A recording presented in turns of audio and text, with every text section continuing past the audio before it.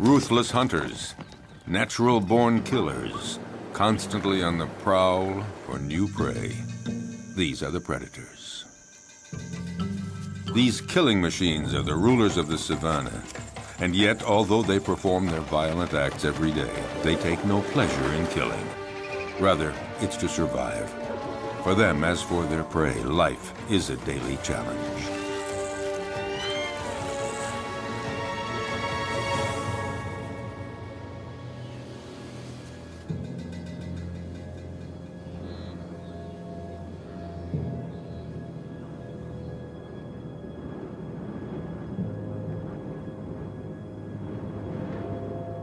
In the African savanna, right at the top of the food chain, are many species of big predators. Among them, the crocodile. The only survivor of the dinosaur era, a crocodile can be virtually invisible to its prey. He will lie in wait, submerged, motionless, even for hours.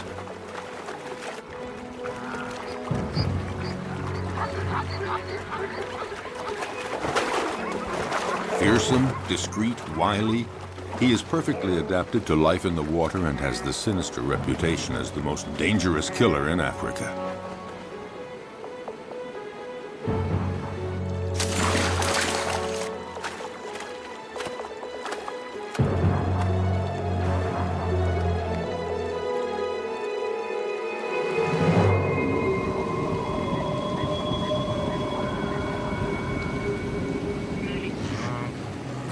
Predators have an essential part to play in the functioning of their ecosystems. By congregating at places where their prey can cause pollution, they limit proliferation, sparing other species that are few in number. Predators as a group, in limiting populations, help to preserve species that might otherwise eliminate one another.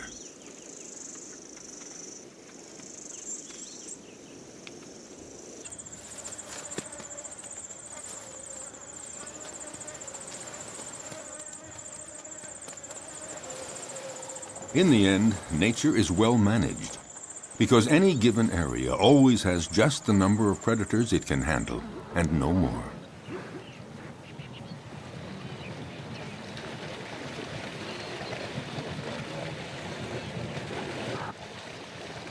Each predator has its own way of hunting.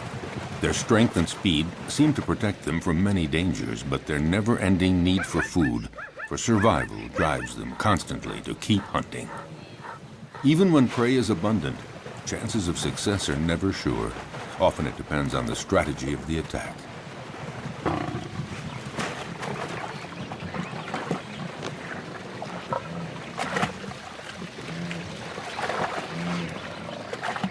Seized at the throat, this gnu has no chance. The lioness's jaws have broken its spine.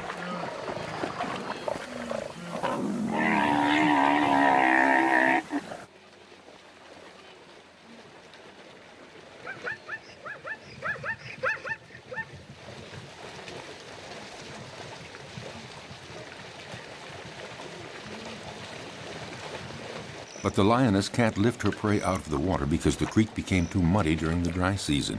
She has to devour the animal here where it was killed, a rare practice. Usually several lionesses hunt together, but there are occasions of solo hunting, and then the lioness can rely only on herself to defend her kill. The prey has barely been taken when other predators start pointing their snouts toward the meal. Yes, it is not enough to hunt down and kill your prey.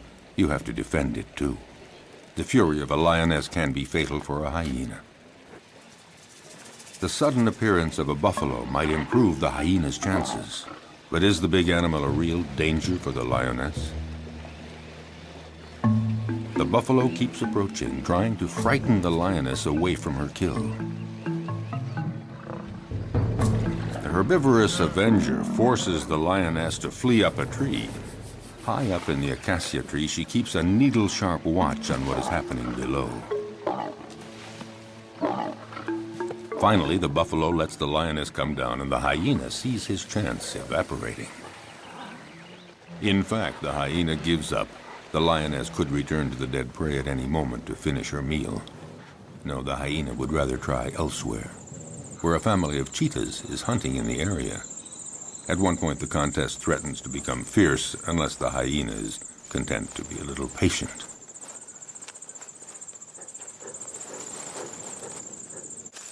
Why not let the fastest predator of the savannah do all the hard work?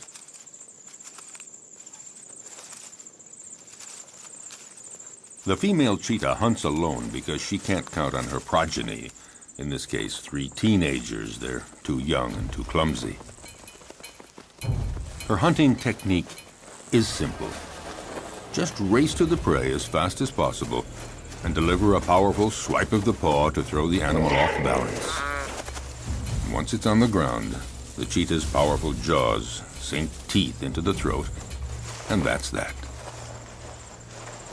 Once she sets off, there's no turning back. There is no room for error. Yes, this may be the fastest animal on Earth, reaching speeds of 100 kilometers per hour. That's 60 miles per hour. A gifted sprinter. But she soon runs out of breath and finds it hard to take the turns at high speed.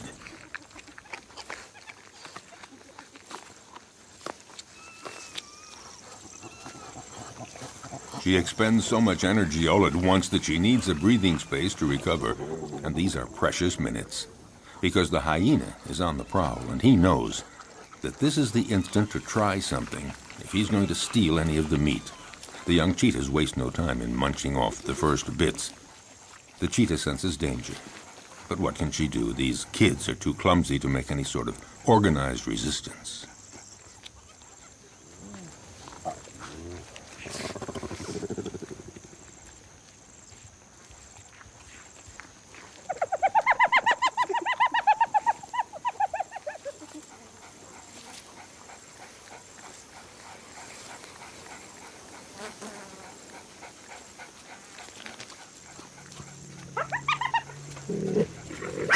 Their mother tries to put up a half-hearted bluff, but she knows that she and her offspring can't do anything against the hyena's terrible jaws and teeth, especially now with the smell of blood in the air.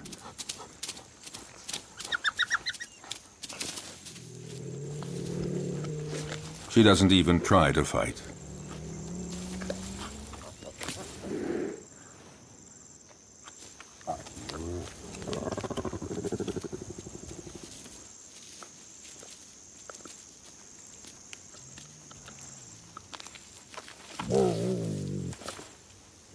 Her big meal is not for today.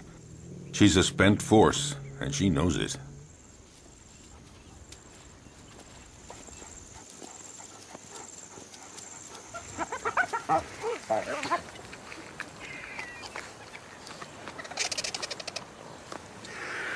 The scent of blood draws many scavengers. They're not considered true predators because they eat animals that have already been killed by others. A real predator hunts down and kills live, fleeing animals.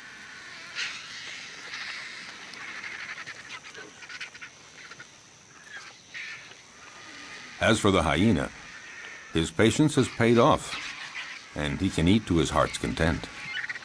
And that is apt to be a quarter of his weight, nearly 20 kilograms, 40 pounds of fresh meat. Of course, the vultures might invite themselves to take some of it.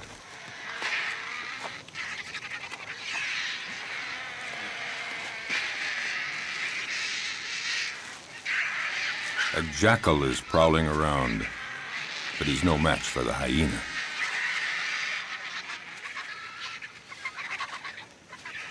He, in turn, will find his meal someplace else, since the vultures don't seem to be in a sharing mood, not even to give a morsel. So he has to fall back on more modest prey.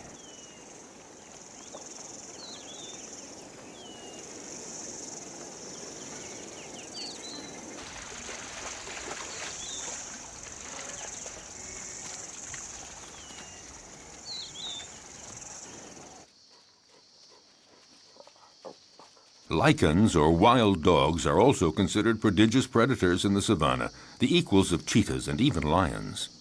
They're among the carnivorous animals that hunt during the day. To feed the family twice every day at sunup and sundown, they leave their lairs to hunt in packs. But they're not always successful, because they're often smaller than the animals they attack.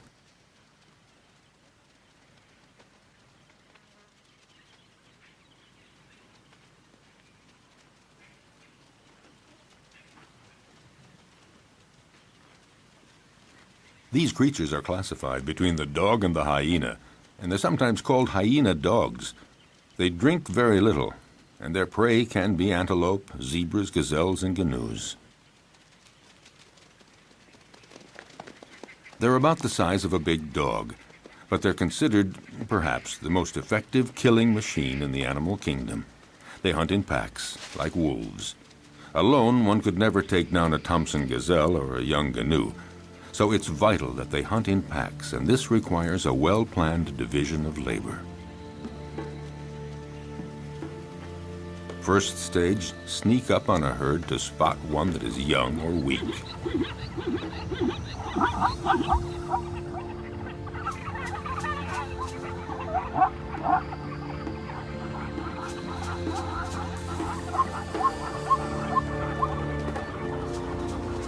Next, chasing down in relays.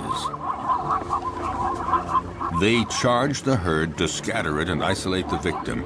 And when that one starts to flee, the wild dog at the head of the pack takes after it at speeds of 50 kilometers an hour, 30 miles per hour. Their strength is in their numbers. The chief directs the whole procedure, but actually getting the prey is seldom as easy as it first appears. They succeed in 2 out of 3 hunts. Zebras know how to defend themselves. Their hooves are hard horn, and they can use them effectively as powerful weapons against attacking predators.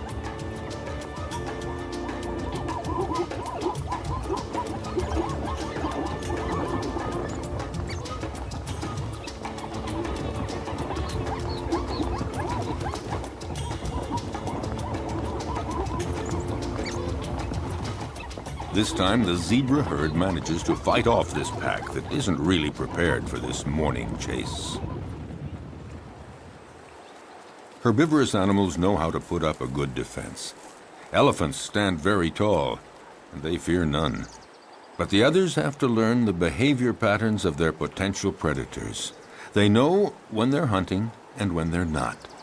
So it's common to see a herd of zebras calmly munching plants just a few feet from a relaxing lioness. But the zebras are watchful all the same. The stallion stands slightly apart like a sentinel. When he senses danger, he alerts the others with a whinny. Instantly, they all form a group and they flee together, with the stallion bringing up the rear, where he can nip the legs of the slow zebras to make them keep up with the others. But the greatest danger for all of them is crossing a river, because it's there that crocodiles lie in wait. If crocodiles are seen as the most frightening predators on the planet, it's because they're not only clever and strong, they have another weapon: their patience. They can go for months without eating, but after a fast like that, any prey passing within range of their massive jaws would have to be very lucky to escape. Armed with about 70 teeth, a thick body armor of scales, and powerful appendages that they can use to leap their full body length, their attacks are furious and frightening.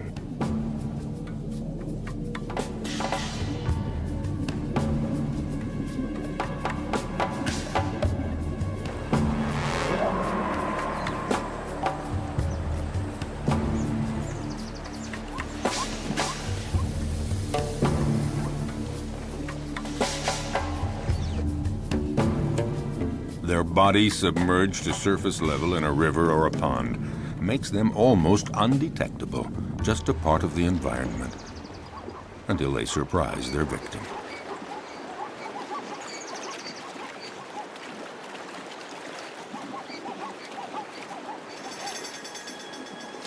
Buffaloes, zebras, antelope, these are perfect prey.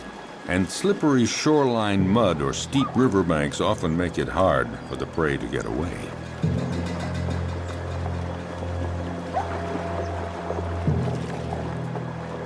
A female crocodile decides to go after a young zebra that has been separated from the main group in the middle of the flowing water.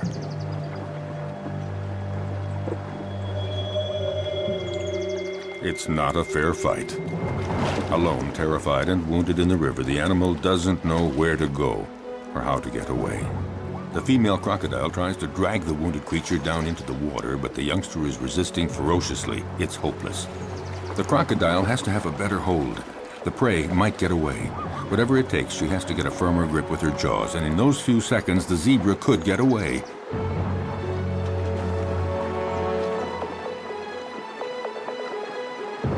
Suddenly, the vise is loosened. Instantly, the zebra takes advantage and breaks away, desperately climbing up the riverbank. Exhausted by the violent struggle to stay alive, the young zebra has to rest. But lions are always prowling along the river, seeking new prey. The young zebra's minutes are numbered because she is wounded. And in the savannah, a wounded animal is as good as dead. Here at the river, the lions have this prey for the taking. In fact, they have a wide choice of animals that are fatigued from crossing the river, or sick, or wounded, the ones that trail behind the herd.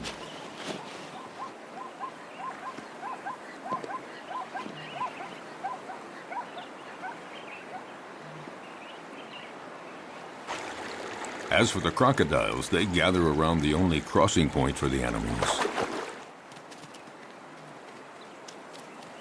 A zebra sounds an alarm to warn the others. But the crocodiles are well aware. They know all they have to do is lie in the water and wait. Sooner or later, the next grazing animals will give in to the strong temptation to cross. It might be Thompson gazelles, eager to find that greener grass on the other side. For them, crossing the river is a real adventure. They're too small to resist the current. They wait, hesitating to take the first step. But for all their fear and reticence, the lure of the wonders sure to be found on the other side becomes too strong. The ones motivated by frantic urges to migrate often pay for their audacity with their lives. Sharing meals is a well-established tradition among crocodiles. A female comes to the party, but the prey isn't big enough for two. You don't share a gazelle. Resigned to this, the guest has only to reach the riverbank and participate in a crocodile's favorite pastime, the siesta.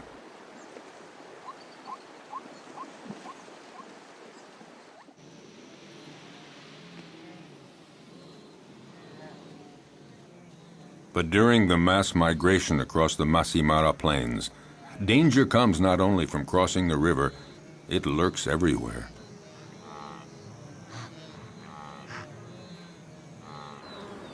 A well-organized pack of wild dogs attacks a young gnu. It's encircled and separated from the herd. The predators then go at it fiercely, relentlessly, showing no mercy. The gnu is exhausted. It's time for the kill.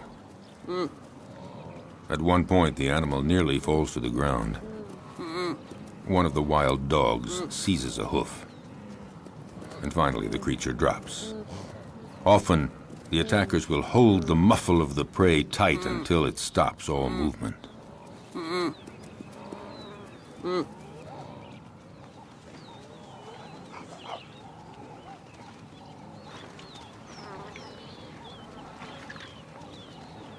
Now it just remains for the predators to share the meal.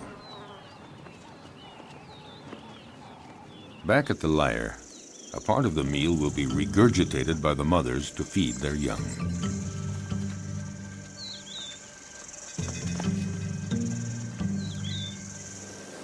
It may seem that predators are ruthless. They show no mercy at all. But they kill only when they're hungry. Their potential prey senses this. As we saw, herds are often oblivious to lions walking almost beside them. But if a herd senses that a lion is hungry, they are away and fast.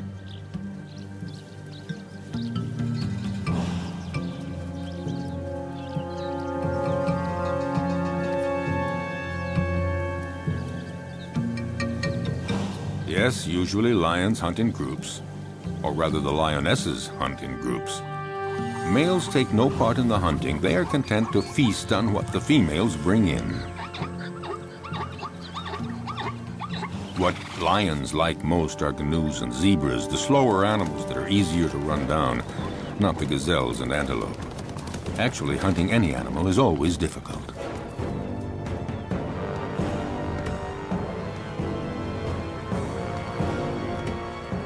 When hunting in groups, lionesses lie in wait, upwind, but one is stationed downwind.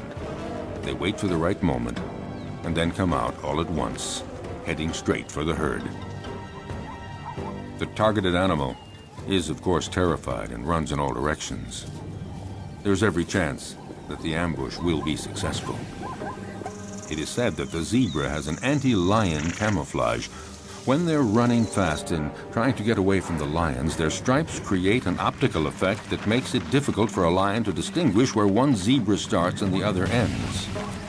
Unfortunately for the zebras, the effect isn't very effective.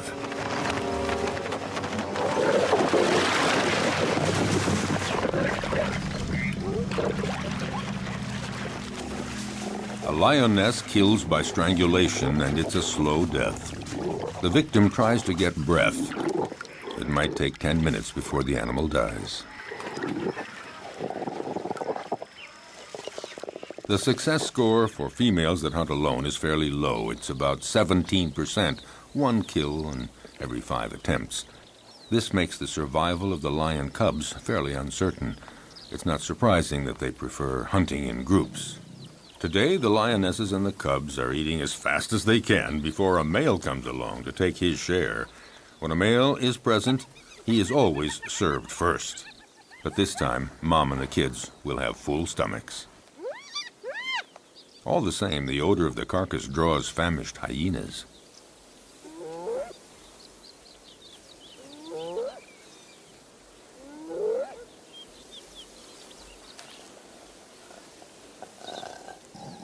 The banquet attracts envious neighbors. The hyena moves in closer, no doubt convinced that the moment has come to make his move. But the lionesses have no intention of letting him get away with it.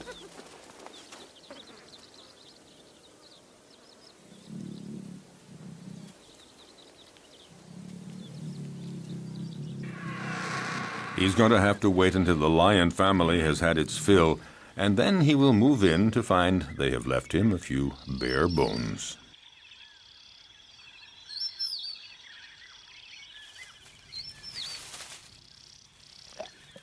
No, not much chance that the lions will leave much for the hyena.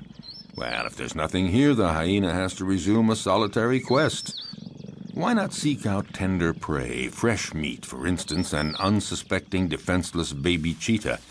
For out in the wild, hostile nature, the lives of the young, whether predator or prey, are often precarious.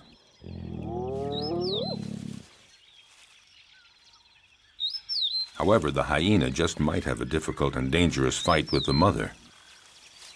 Intimidation, dissuasion, will he dare?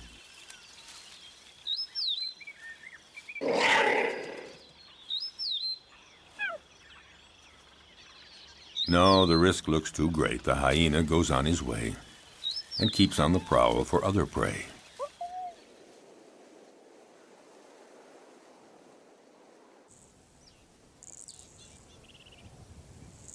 His courage seems to have deserted him for trying another attack. Off the hyena goes looking for any food to quell the pangs of hunger.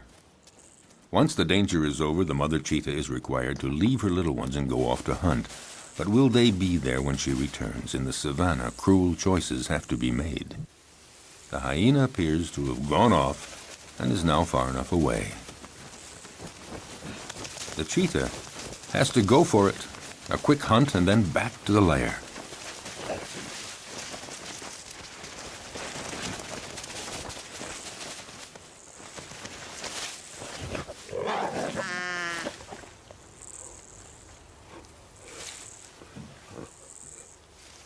The hyena is watching all this.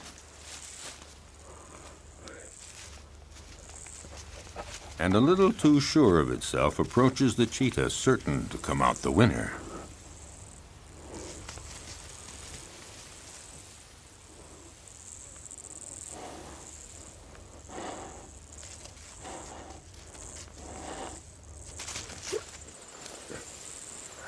But just then, a new character walks on stage, one that was not expected, a lioness. This one is really sure of herself and determined to turn the situation to her advantage. Nobody dares attack her. The hyena and the cheetah are left on their own.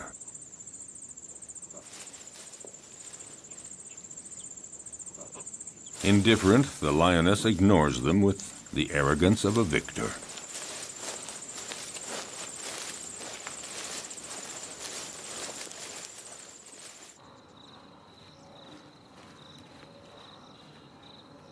Vexed, the hyena, again, goes off to a safe distance.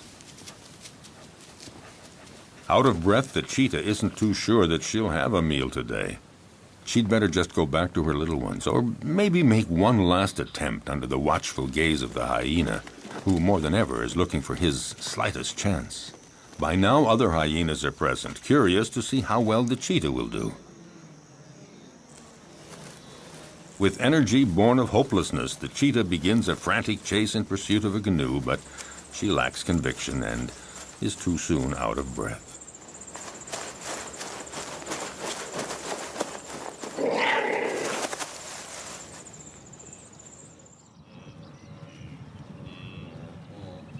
Even the gallery of watching hyenas doesn't think that she'll succeed. However, they join others of their pack and profit from the panic caused by the cheetah to attack a wounded canoe. The lone hyena would very much like to join the party. Well, aren't there cordial relations among all members of the same species?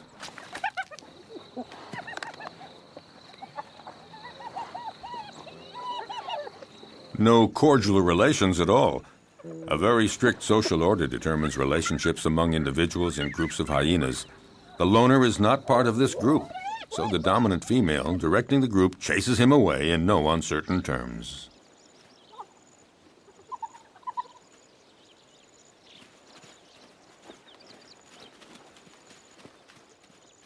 Nothing can be done, so it's best just to melt away into the distance.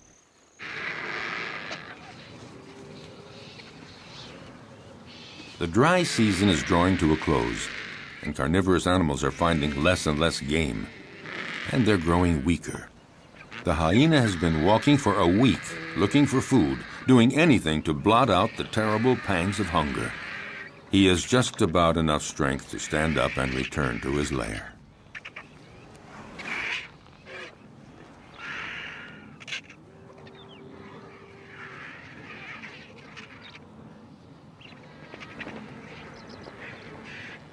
Oh, he knows the vultures are waiting for just one thing, for him to lie down and not get up. But hyenas belong to a species with incredible resistance. Gathering up all his strength, he sets off on his quest.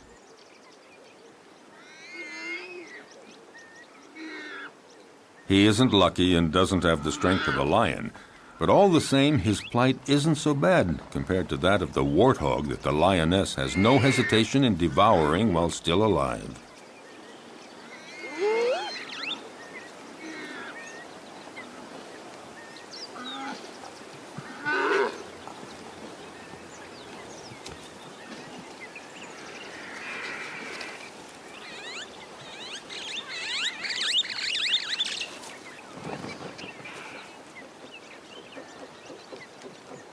The hyena was right to wait around for a while. At last, there is a reward because the lioness leaves the warthog carcass after eating only the entrails. Finally, something to eat.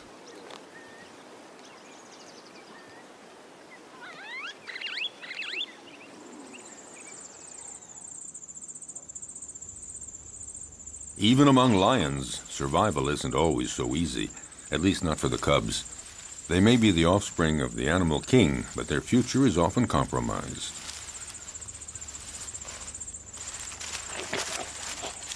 Power and strength characterize the lion, but the cubs are vulnerable, and danger lurks everywhere, even within their own group. Actually, among the lions, everybody seems to be getting along with a certain intelligence. The females within a family are taking good care of the little ones. A female will submit to any sort of nuisance from the cubs, and will even take care of the ones that are not her own. So the females remain calm, but it's quite different with the males. They guarantee reproduction, and they protect the females and the cubs, but they can turn dangerous for the cubs. Unmindful of his tremendous strength, a male who's annoyed by a cub teasing him just might kill the youngster with a swipe of his paw. Lions like to live in a stable family group, and yet the young ones, especially the newborn, are always vulnerable. Prudently, a female about to give birth distances herself from the group and finds a lair where she can have her cubs. She wants to find a natural hiding place where hyenas and jackals and cheetahs can't get at the little ones, and to keep them safe from the male lions that might come to take them. A female may have as many as 6 cubs at a time, but only 1 in 5 will survive to adulthood. Cubs are most fragile during the first 20 months. Then they are young adults. The mother lioness has to leave her cubs in the hiding place and go out to forage for food, but she never knows whether when she returns she's going to find them dead or alive. Will they escape the prowling predators? The lioness is now isolated from her group, and she has to hunt alone. Her predatory hunting instincts have to overcome her maternal feelings.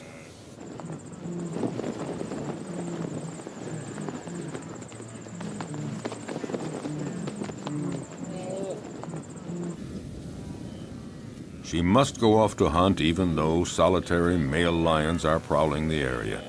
They pose an enormous danger for the newborn cubs. If a male lion discovers them, he will probably kill them at once. Time is of the essence. The female must get back as quickly as possible.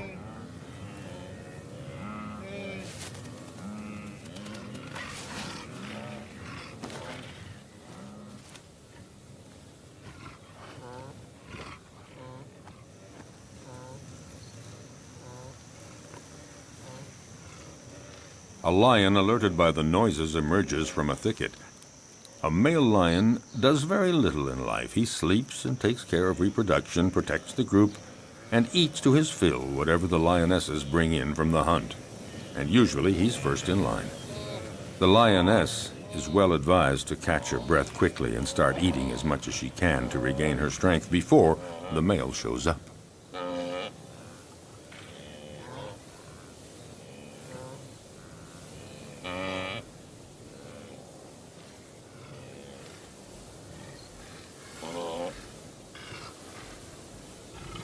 Five kilograms, 10 pounds of meat every day. That's what every male or female lion requires for survival.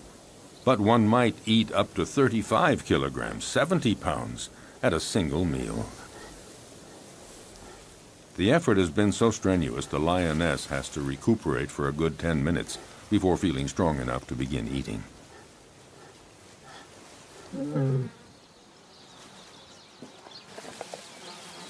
Drawn to the food, the male approaches the female. She submits because she knows the social order within lion groups. Males take first. Hence the lion's share, and here it literally means that he takes all the best pieces for himself, and he takes them before anyone else in the group. A male lion can be the most powerful predator of the savannah if he chooses. He's fearless. No animal would ever approach his killed prey. The lioness can only wait, resigned to the situation, and go off to her cubs.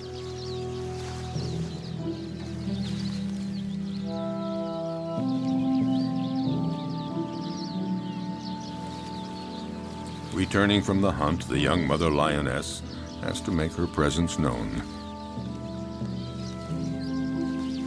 A cruel surprise awaits her. Her little ones had a surprise visit from a solitary male lion that happened upon them.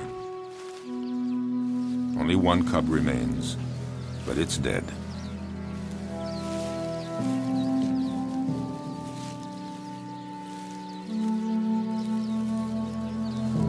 She takes it and wanders through the savannah for a long time.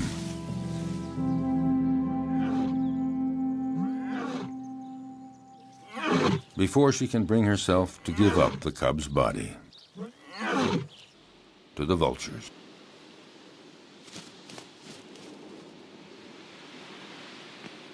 Accused of killing for pleasure, predators have incurred a bad reputation, and yet, for over half a century, many scientific studies have proven their usefulness.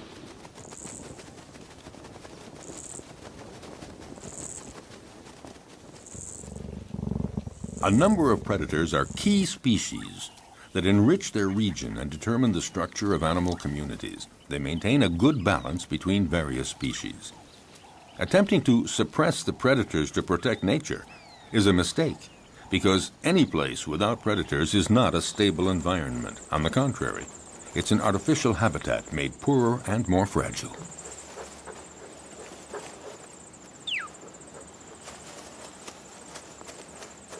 Following an implacable and ferocious law, by attacking the most vulnerable individuals, predators remove weak and sick animals from nature to the benefit of the stronger animals.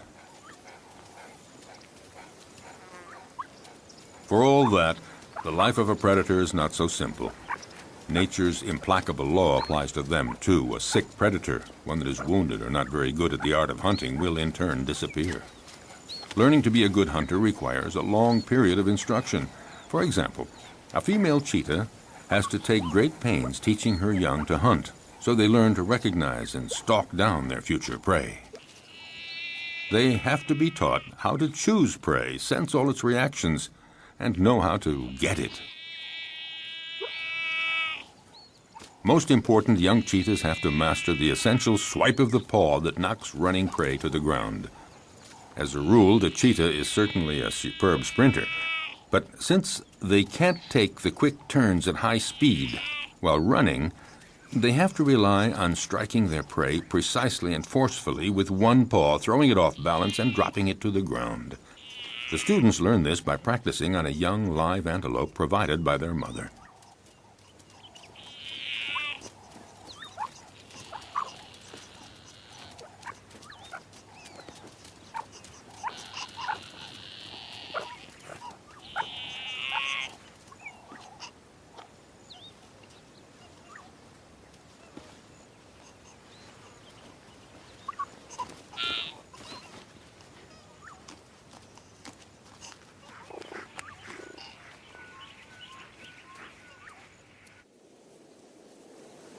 In the broadest sense, being a predator is feeding on other living creatures. Under that definition, practically all animals are predators. It's just a matter of scale.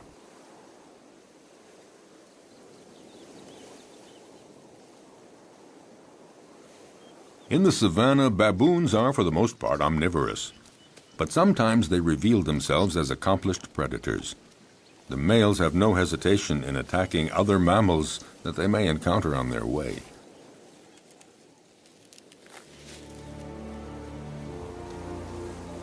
They can be terrifying opponents. Their bite is awesome. A powerful dominant male has caught a small gazelle. He doesn't wait for the prey to die before devouring it, right in front of his underlings.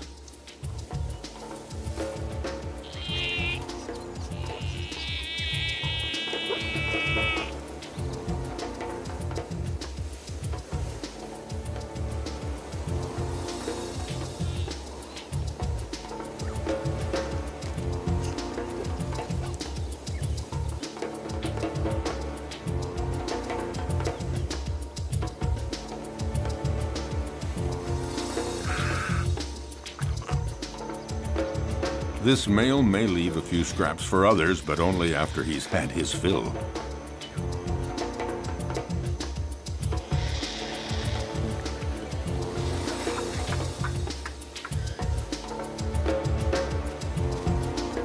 In the savannah, death is a part of everyday life. The baboons set off for new horizons.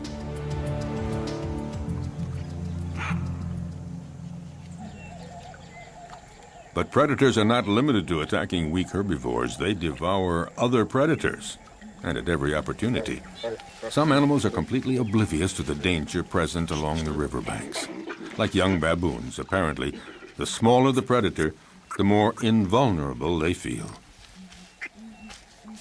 Foolhardy or oblivious, The baboons have apparently decided to tempt the devil, and this particular devil is a crocodile.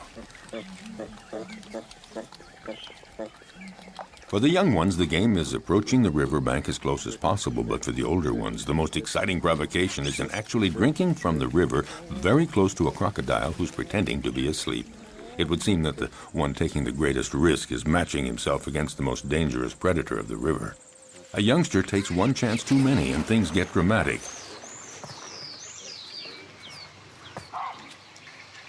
The alert is sounded, but it's too late. The entire group looks on helpless, seeing the young baboon in the jaws of the hungry crocodile.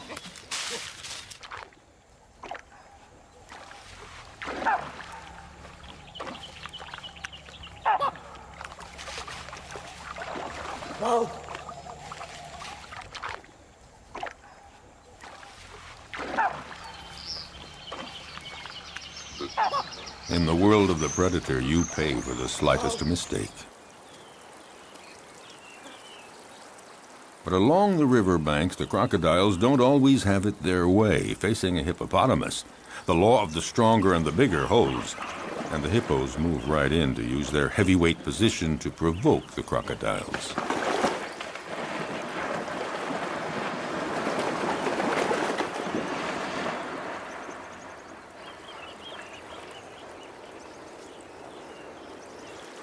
The hippos and the crocs live together in the river. The crocodiles may present no direct threat to the hippos, but all the same, they might go for a young, defenseless crocodile. Defending territory, provoking, hippos are quick to show disdain for the crocodiles as soon as they're big enough to intimidate them, and in response, the crocodiles feign indifference. Even the youngest get in the game. On dry land, the adult crocodiles do their best to frighten the hippos.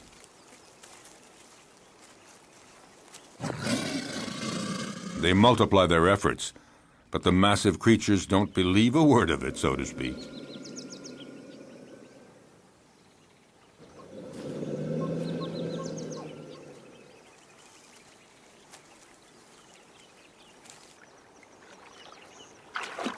If duels between adults held on land seem not really dangerous for the combatants, it's not the same in the river, when the crocodiles are again in their preferred hunting ground.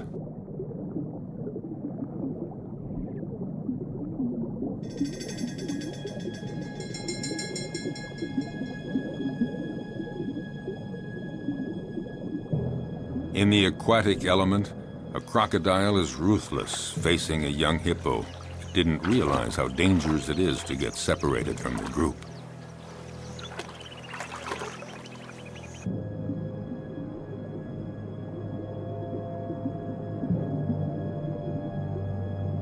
Cunningly, the crocodile approaches slowly.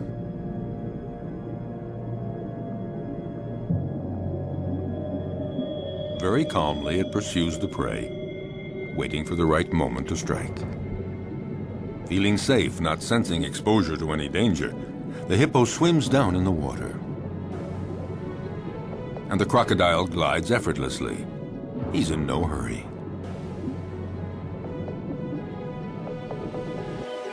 In this unequal pursuit, the two animals rise to the surface.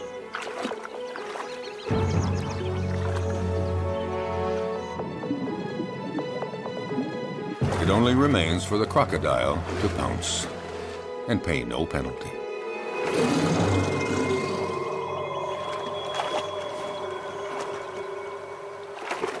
The only place to satisfy a thirst is in the river, and that's where every danger lurks. But nature isn't fair. Some risk everything, others face virtually no danger. Take the giraffe, gaining considerable protection from its great height.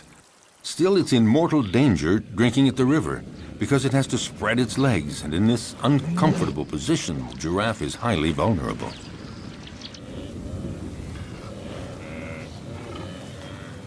If there's no shortage of game here, it's because every year the migration cycle of the herbivores of Serengeti conducts 1.5 million gnus and countless other animals across the Masai Mara Plateau to Kenya, to to spend the summer. Water holes and the whole environment provide predators with a happy hunting ground, and these meat eaters take full advantage. Nevertheless, the actual hunting is far from assured.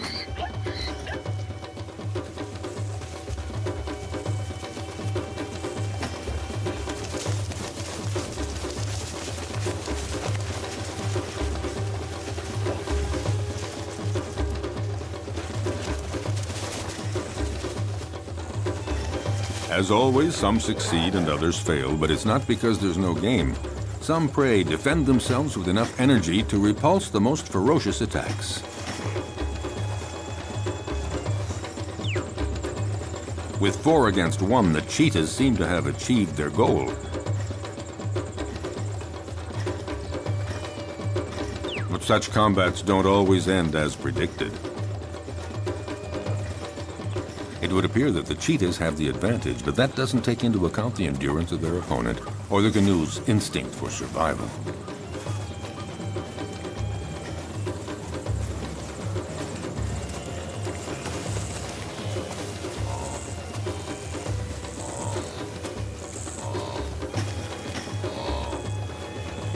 Despite the ferocious attack he has endured, will the canoe's stubborn refusal to give in result in his eluding his attackers?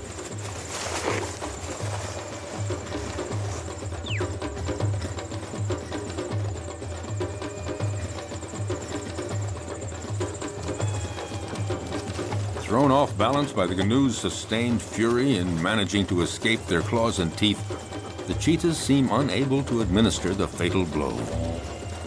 Suddenly, in an astounding burst of energy, against all odds, the canoe does manage to escape from all those predators. Totally exhausted by all this, the cheetahs give up.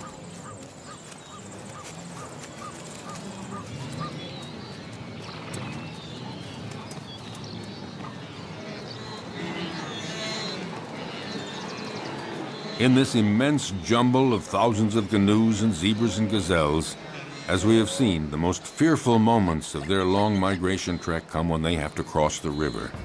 But paradoxically, if it's their great number that attracts predators, it's also their massive numbers that provide their best defense against the feared crocodiles.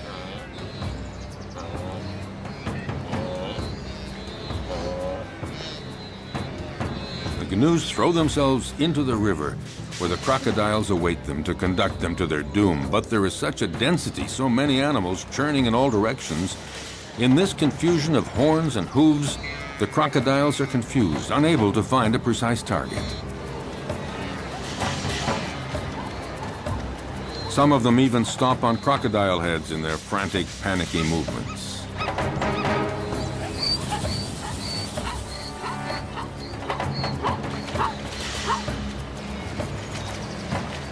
This superabundant flow of animals disorients the predators, but any animals that stray from the central melee, any out on their own, are instantly victims of ferocious crocodile attacks.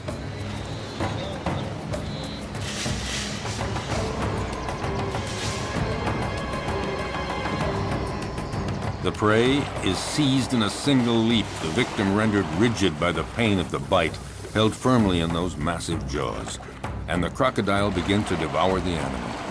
Often several others quickly come to share the feast, unless the first crocodile can manage to plunge the prize to the bottom of the river.